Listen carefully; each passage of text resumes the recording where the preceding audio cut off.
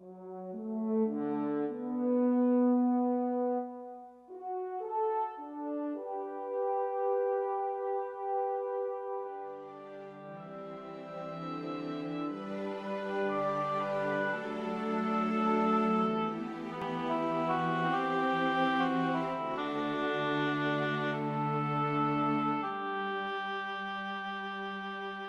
small band of workers in Mary Baker Eddy's household at Pleasant View shared qualities that enabled these ordinary people to measure up to an extraordinary calling. Strongly committed women were stepping up to help Mrs. Eddy establish Christian Science. One of them was her assistant, Laura Sargent. It was healing that had recruited Laura Sargent to Christian Science. In 1883, in Oconto, Wisconsin, poor health had made Laura a near invalid. A family friend sought treatment for her own ailments from a Christian Science practitioner in Milwaukee and was healed. Her hope aroused, Laura traveled to the same practitioner. She too returned well. Her sister Victoria was healed while reading Laura's copy of Science and Health, as was their grandmother Adams, who was healed of a broken ankle and promptly urged her granddaughters to take up the religion they had found. In Chicago, in May 1884, Laura enrolled in the only primary class Mrs. Eddy ever taught in the West. As the classes ended, she invited Laura to study further with her in Boston. Laura and her sister attended class there in December and then returned to Oconto to launch into healing work. That led to forming a group there for Christian Science worship, the first such group to erect its own church building. In 1890, Mrs. Eddy asked if Laura would join her household. She came immediately. Serving Mrs. Eddy, often day and night, occupied much of Laura Sargent's life for the next 21 years.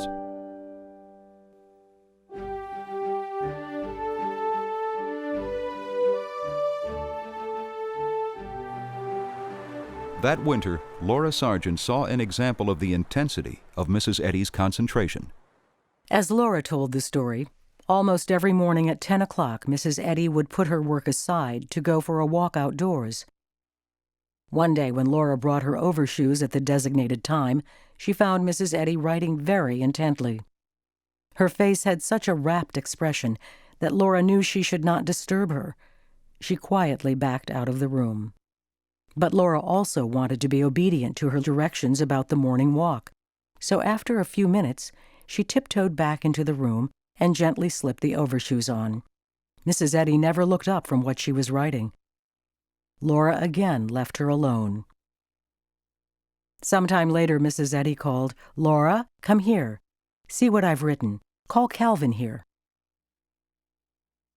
When Calvin and other members of the household had gathered around her, she told them, "I want to read you what God has given me this morning." Then she began, "In Revelation 21 we read, 'And I saw a new heaven and a new earth.'" And she continued reading what would become the final pages of the chapter on the Apocalypse, rising to her vision of the New Jerusalem, the heavenly city. Her face beaming, she concluded, and then announced she was ready for her morning walk. She asked Laura, "Now would you bring my overshoes, dear?" Laura pointed out, "You already have them on, Mother."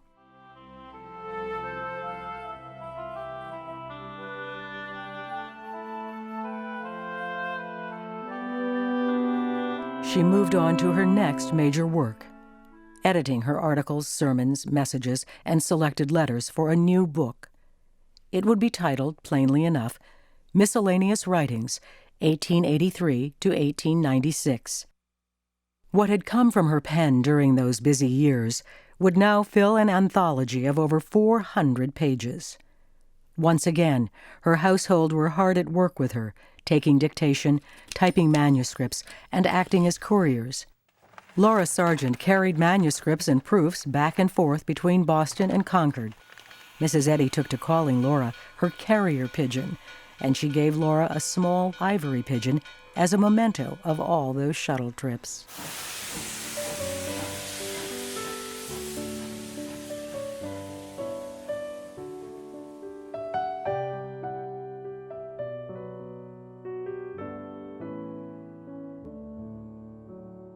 Laura Sargent had been in the household longer than anyone except Calvin, serving as a constant companion and assistant to Mrs. Eddy.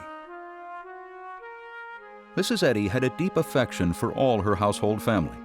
When Laura Sargent came down with a physical problem and went away for a few days to recover herself, Mrs. Eddy missed her and kept asking when she was coming back. Adelaide Still recalled, "She asked me what the trouble was with Laura, and I told her she was just tired out and needed a rest." Mrs. Eddy immediately took a pad and wrote a statement and a treatment for the benefit of all. The Christian Scientists at Mrs. Eddy's home, it began, are the happiest group on earth. Their faces shine with the reflection of light and love. Their footsteps are not weary. Their thoughts are upward. Their way is onward, and their light shines. Laura overcame the problem and returned a day earlier than expected, a happy surprise for Mrs. Eddy. She clapped her hands and said, "Oh, good." Mrs. Sargent came in, and Mrs. Eddy took her face in her hands and kissed her, first on one cheek and then on the other. She could not make enough of her. Adelaide Still.